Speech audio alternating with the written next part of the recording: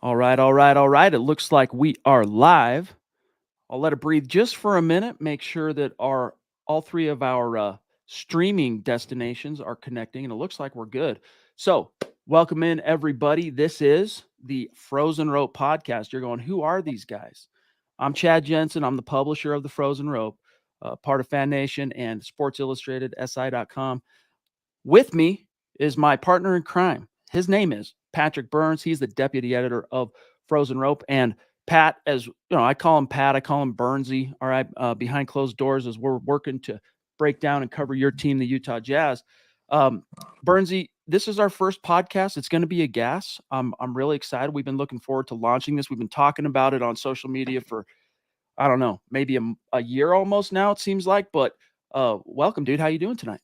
Doing good. It's we're 1 year removed from the Utah Jazz making those big trades, and it feels like with all the transactions and all the changes that's been going on, it's just been like there's just so much to talk about. I read something on Twitter yesterday.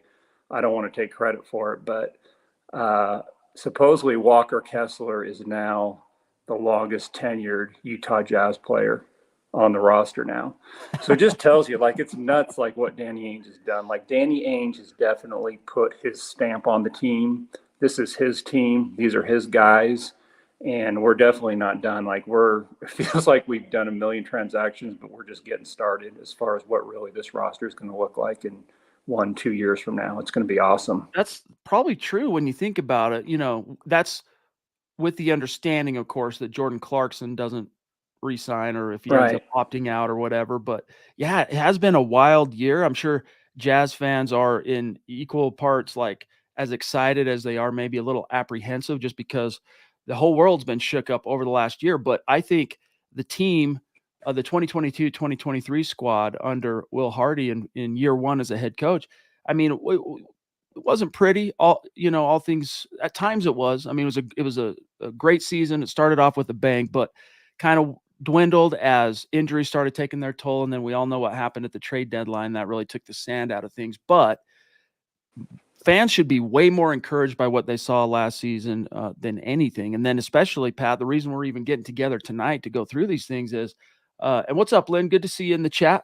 We're going to get to this. Trust. Just hang tight with this 1 second, Lynn. We're going to answer that question for you. Well, actually, while we're on the topic, let's hit it head on right now because we're talking about how for the Utah Jazz, you got Walker Kessler as potentially being Pat the longest 10-year player on this roster, which is emblematic of how much the turnover's been. But that's with asterisk if Jordan Clarkson does end up opting out and doesn't return. So Lynn, again, thank you for joining us on the Frozen Row podcast debut. You're here making history with us, so appreciate you, Lynn. Wants to know Clarkson probably gone, Houston maybe. So if Jordan Clarkson opts out, Pat, where do you see him landing?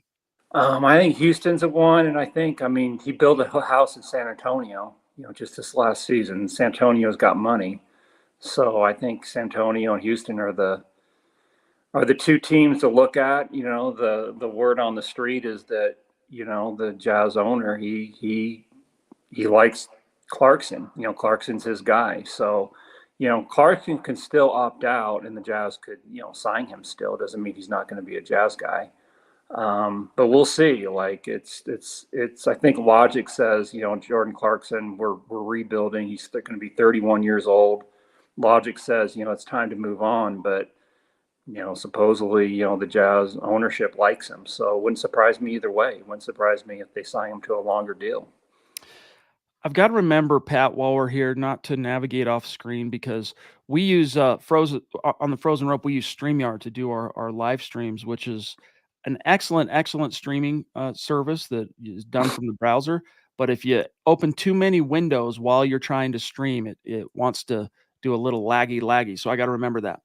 But I hope it honestly, Pat, I hope it doesn't come to pass that Clarkson opts out. And I hope that the rumors and the buzz and what we know about Ryan Smith's relationship with Clarkson ends up being more of the deciding factor. I guess that's maybe the fan in me. The pragmatist in me, though, Pat, is saying you got to kind of dispense with the old to make way for the new. And Right. we have 3 new guys. I mean, obviously not the same position, but, you take a look at Taylor Hendricks coming in as the number 9 overall pick. You look at Keontae George, could possibly fit into some of the similar type of roles that, Clarkson has held for the Jazz over the years, and then, of course, Bryce Sensabaugh. So, as much as I would like to see Jordan Clarkson stay, hey, sometimes that's just the way the cookie crumbles, and it's kinda required, I think, Pat, in order for the younger players on a roster to have the room to grow. I mean, look no farther than Ochai last year. I mean, it took, Malik getting dealt and all that for him to finally get a bite at the apple and didn't disappoint. Yeah, for sure. I mean, the Jazz, they might have a diamond in the rough and don't even know about it because they've got a vet blocking minutes. I mean, we wouldn't know Taylor Horton Tucker. He'd be an automatic opt-in if we didn't make that trade. He'd be opted in for sure. Now it's up for debate. Like, is he going to be the starting point guard for the Jazz? Is he going to opt out? Is he going to get a bigger contract? There's a lot of moving parts that are going to, be answered. Questions going to be answered over the next, 2 or 3 days that we're going to get a clear picture as far as what's going on. But yeah, there's some big decisions. That are really out of the Jazz's hands. The Jazz kind of got to wait and see, what Tucker and Clarkson are going to do, and nobody really knows. Like, we don't know at least what's going to happen because it really could go either way. I Yeah. think Clarkson was an automatic opt-in. The first half of last year, looked like for sure he was going to opt in, but he gets hurt. And there's a lot of shooting guards out there that are cheaper. When you look at what some of the other guys are getting paid, he might end up opting in. You just don't know. We'll see. I think he'll opt out, but it wouldn't shock me either way. By the way, guys, if you see me looking down, it's not because I am not engaged in this conversation or in any way disinterested. Uh, I I don't want to use my browser to navigate to our website to si.com /MBA/jazz for some of these articles that I want to get Pat's thoughts on. If I do that, though, the streaming software, it likes to lag, and I don't want to do that. So I'm doing it from my phone. But Pat, since we're going to keep our debut episode here, and again, Lynn, thank you for being with us. Those of you who are in the room right now across YouTube, Twitter, and our Facebook channels, feel free to drop your comments or questions in the chat. We're happy to get to them. That's why we do this as a live stream. So, but Pat and I wanted to keep tonight's debut stream relatively pithy. There are a few topics we wanted to land on, and Pat, there's 3 in particular that I want to touch on, and then maybe we'll just kind of wrap it up. Keep again tonight's show relatively pithy. But first things first, though, we've touched a little bit on the new blood coming in, specifically the draft class, but the Jazz did not end up moving around in the first round. They ended up making all 3 of their picks at 9, 16, and 28. So first things first, I want to get kind of your gut reaction to the picks, overall thoughts on the draft haul, and just some of your takeaways from what we saw last week. I mean, Taylor Hendricks, he was the guy that he was the guy that was projected to go to the Jazz at 9. I mean, that's who Las Vegas predicted, and they were right. The Jazz, I think they tried to move up to get the kid from France, but they were outbid, and they I don't want to say settled on Hendricks, but I don't think he was their first choice. I think they wanted Walker, and I think they wanted Walker was the guy they wanted. But the draft was just too deep. There was just too many good players to relinquish that number 16 pick. Because really, with this draft being as deep, you're not going to get Keontae George at 16, a player of that caliber in a normal draft. It's not going to happen. So to get George at 16, who I think is maybe the most NBA ready out of the 3 picks, and he's got, depending on what Jordan Clarkson does, he's got he's got the clearest path to playing time right now. That could change if Jordan Clarkson opts in. Right. But I love Keontae George. I love Taylor Hendricks. I think Hendricks is going to play the 4.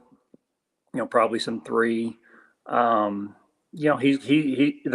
John Collins the John Collins trade. I mean, that definitely dampened his path to playing time, but still, I mean, is a good pick. There's he can shoot. Danny Ainge said in his press conference, at the end of the year press conference, he's looking for players that have size and players that can shoot the ball. And Taylor Hendricks fits the bill.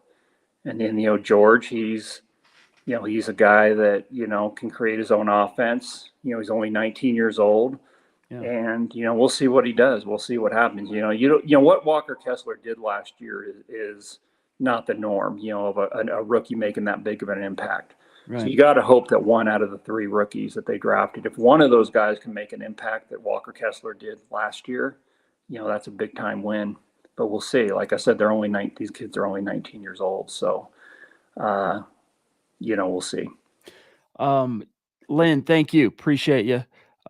Keep checking in with us because we're going to be doing these live stream podcasts. All right. Each and every week moving forward. And when the season rolls around, we're going to get real crazy with it. It's going to be a lot of fun. So we're happy to have you with us tonight. Hope we get to see you on down the road. Pat, on the subject, you brought up the John Collins trade. Of course, Rudy Gay dealt along with a future second rounder in exchange for Collins from the Hawks. But yeah, like you mentioned, not the greatest for Taylor Hendricks' year one outlook per se. But what was your thought on the trade overall? Trader Danny, doing his thing, so to speak, and then also like I know James Lewis of our site at Frozen Rope, he wrote today that when you factor in Collins, Kessler, and Lowry, the Jazz could have the best front line in the NBA. So your thoughts on kind of that whole melange? I mean, I love that trade. The whole John Collins picking him up, it reminds me of, picking up Markkanen last year. I mean, Markkanen last year was a guy that averaged 15 points, was like the 3rd or 4th option, on a team. Didn't get a lot of love, played in a system where, where the guards he was playing with were ball dominant, but he was still able to get, manage averaging 14, 15 points a game.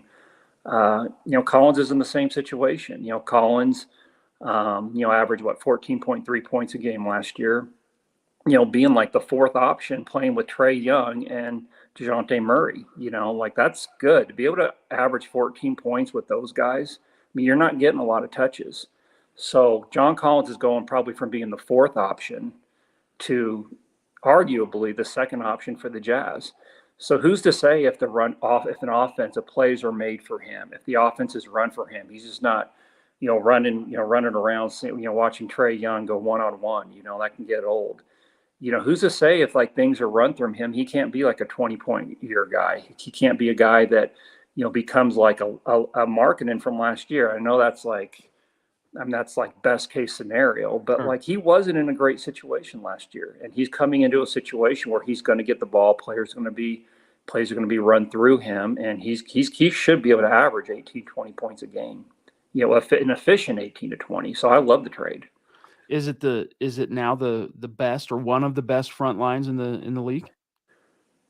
It's definitely the longest. It's definitely when you look at like defensively. I mean they're long. I mean John Collins doesn't have a great reputation for being a good defender, but he's long, and they're going to be able to rebound. Yep. It'll be interesting to see what like with Markkanen, Collins, and Kessler do against like a small lineup. How they match up against a small lineup, because teams are going to test them with small lineups. Oh yeah. But I mean, you look at like the Miami series, where Denver beat them. I mean, Denver was just bigger than they were. Yeah. A combination of Gordon, Joker, and Porter. The combination of those 3 was just too much. Rebounding, and they just got too many easy points because they were just bigger than Miami. Yeah. And Butler just couldn't score like efficiently against Aaron Gordon. And the Jazz are going to be able to really, they're going to be big. They're going to be able to rebound. They're going to be long, and we'll see how it shakes out. But it's going to be crazy. If THT ends up being the starting point guard, I mean, you're talking like 4 guys on the court with 7-foot wingspans. That's crazy. That's like unheard of. That's why they gotta figure out a way to keep THT, Taylor Horton Tucker, in town, because he's in another, similar to Clarkson, he's in a possible opt-out situation. He could choose to take his talents elsewhere. But if I'm THT, I'm thinking to myself, all right, I've kind of been buried on the depth chart in LA for most of my career. Yeah, I had some starting experience here and there, but like I wasn't really given the opportunity to shine like the Jazz gave me down the stretch last season. And not only did I get that opportunity, Pat, but I knocked it out of the park, if you'll forgive the mixed sports metaphor here. And I now know that, hey, this is a scheme that plays to my talents. This is a franchise that knows how to use me, seems to believe in me. I'm circling back for one more swing. I'm circling back to see if I can really build on that because sometimes one in the hand, Pat, is worth two in the bush. Yeah, I think they should. I want to get THT. I want him back. And the reason why is like he probably isn't the best fit for point guard day one. He's not a natural point guard. He's just kind of look at the glasses half empty with THT. He's not an efficient. He wasn't an efficient scorer last year. He turned the ball over a lot. He's not a great 3-point shooter. He's not he doesn't have a lot of experience as a facilitator, but he is 240 pounds, 240 pounds, 7-foot wingspan. I don't know if you remember when they played the Boston Celtics last year, but they had to take Derek White out of the game. Derek White's a good player. He couldn't even play because he couldn't match up against THT. Like Oh yeah, THT could just do whatever he wants. So if he can figure out the point guard position, yeah, like the Jazz could potentially have a guy that has a huge ceiling there. yeah, And he needs live reps to be able to do that. Like he's not there right now. He's just not. yeah. But like it's worth giving him live reps for a year. And if it doesn't work, it doesn't work out. But like you got to roll the dice. You got to roll the dice with THT. And like I said, if it doesn't work out, you got Dunn, you got Sexton, you got cap space, you got You got Keontae who yeah, says Keontae George could he be could play a little. but man, if I'm the Jazz, I want to just like 1 year of THT, give him 25, Yeah, 30 minutes at the point guard position. Let him make mistakes. It's yeah. fine, like it's okay, but Well, like he started ironing out a lot of that as the season wore on at the end where, just the decision making aspect of it. Yeah. You think about it when like a point guard drives to the hoop or whatever. It's easy for us on the outside to be like, no, he shouldn't have tried to take it to the hole. He should have seen that guy on the wing or whatever. But in those decisions happen in split seconds, right? And they're really informed. Those decisions are informed by reps. So what you're saying, Pat, is like on the money. The more reps he gets at the position, the more experience he'll gain. The more experience he gains, the better he'll be relative to not just protecting the ball, but distributing it, maximizing the scheme while also, being that scoring force himself. yeah, and I think with Chris Dunn, we know what we're getting. Yeah. We're getting a solid player that probably isn't good enough to be the point guard on a championship contender. Yeah. Colin Sexton, we know what we're getting. A dynamic scorer. Who's I feel like his strengths are best suited coming off the bench. A guy that can create his own offense when the starters are resting. Agreed. But THT, like, who's to say that he can't be a point guard on a championship team? Who's to say he can't be like a Marcus Smart? Yeah. Even better. I mean, he's like, when point guards try to guard him, like he's got like 50 pounds on them. Oh yeah. 50. You know how hard it is to guard someone that's more athletic than you, 50 pounds heavier than you.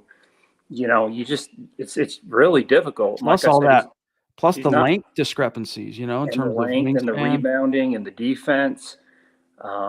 His ceiling's too high to just close the door on that because Yeah. the Jazz do have a problem with free agents. It's, how do you get all stars here?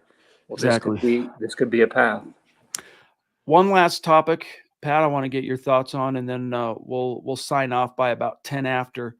Uh, what we've seen, not only by way of the 3 draft picks, but the John Collins trade. And by the way, happy trails, Rudy Gay. Thanks for everything. Best of luck in Atlanta. But is this we'll see what happens in free agency. The Jazz have the second most cap space in the NBA. So, Trader Danny's going to have some scratch to play around with. We'll see what other dominoes might fall between now and when the season starts. But from what you've seen so far from the offseason maneuverings, can Jazz Nation put all thoughts of, even those most paranoid moments of tanking to bed? Yeah, the tank's over. There's no question. And two, they have Oklahoma City owns our first round pick next year. You know, and it's top 10 protected. So let's say like the Jazz were to, you know, maybe a player get hurt or something like that, and then they're kind of on that bubble of getting a top 10 pick, then I could see them maybe tanking to, you know, because they don't want to relinquish that top 10 pick. But for sure, without question, this team out of the gates, you know, they're trying to make the playoffs without question. They won 37 games last year. You Right. know, half tanking. You know, they were Right. they were definitely, well, after the All-Star break they were full tank. You know, still won 37. Imagine what this team can do, not just with the new additions, but imagine what the Jazz can do now with we've talked about that front line of Lowry, Kessler, now John Collins. You throw in Ochai, just for the sake of conversation, assuming THT comes back. So imagine that as your starting lineup with guys coming off the bench like Colin Sexton, Taylor Hendricks, Keontae. Right? We'll see what becomes of the Kelly Olynyk situation. Pat, I wanted to get your thoughts on that, but we're about out of time tonight. We have to be off by about 10 after. But could you imagine with the new lay of the land and having the full power and belief of the front office, all because we knew Will Hardy was trying to win, right? We knew where Will Hardy's heart was at from the get-go, like that fast start and just how hard he coached the guys. And even after the trade deadline passed and that big trade happened, Conley gone, Beasley gone, etc. Hardy just kept grinding. He kept trying to win games, even as it felt like, you know, between us, you and I from the outside looking in, like the front office was, you know, waylaying him at every turn. But nevertheless, all those components align now from ownership to front office to coaching to personnel. Now let's see what this team can do that won 35 games with all those different components kind of going against them last year. Briefly, Pat, and then we'll dip out. Okay, so you're spot on. Like for a credibility standpoint, Walt Walker or Will Hardy, he was 100% in on the court. But the thing that's exciting about this Jazz team, you know, upcoming year is they've got a ton of guys that have room to grow, a ton of guys that haven't hit their ceiling. You know, how many guys on the Jazz team really have like hit their ceiling? Like Olynyk, maybe Sexton. Everybody else has room to grow. So I'm excited to see, like, is there a couple players, one or two players that can like make that jump, kind of like Walker Kessler and, you know, Right. Markkanen did last year. They can make just a huge jump that just surprises us. And there's probably, we could talk about six guys that could do that. And, Mm-hmm. you know, if we can get one or two of them to do it, you know, that really makes the Jazz like a contender. So we'll see what happens. It's exciting. You know, we're a year removed from the big trades where we thought we were going to be 5-6 years Yeah. rebuild. We're like right back in the playoff conversation. It hasn't even been a year. It's awesome. Exciting times, guys, and we're happy to be here covering it, breaking it down for you guys. Thank you for reading our articles at the Frozen Rope. Thank you for following us as you do on our different social media channels. We're going to be bringing you this podcast during the off season at least once per week. So check back with us every Tuesday at 5 p.m. Mountain Time. That's when we'll be going live. We ended up going live tonight a little bit later due to just a couple of technical glitches we had to iron out before we hit the old go live button. But that's our plan. Every Tuesday, the Frozen Rope podcast going live on all three of our social media channels right now, and we're looking forward to it. In the meantime, of course, we want you to keep reading the articles, but also follow my partner here, Patrick Byrnes, on Twitter at PBurnesNBA. That's Burns, Byrnes NBA. You can follow me at Chad and Jensen on Twitter. It's going to be a gas. We look forward to continuing to see how this offseason unfolds for the Jazz, and then of course what's to come when the fall rolls around. So Pat, lots of fun chopping it up with you. I look forward to doing it again next week, my friend. Yeah, we'll see you next week. And yeah, we got summer league just around the corner, so there's going to be a ton to talk about for sure. We'll see you guys then. For Pat, I'm Chad. Have a great rest of your week. We'll talk to you next Tuesday, 5 p.m. Mountain Time.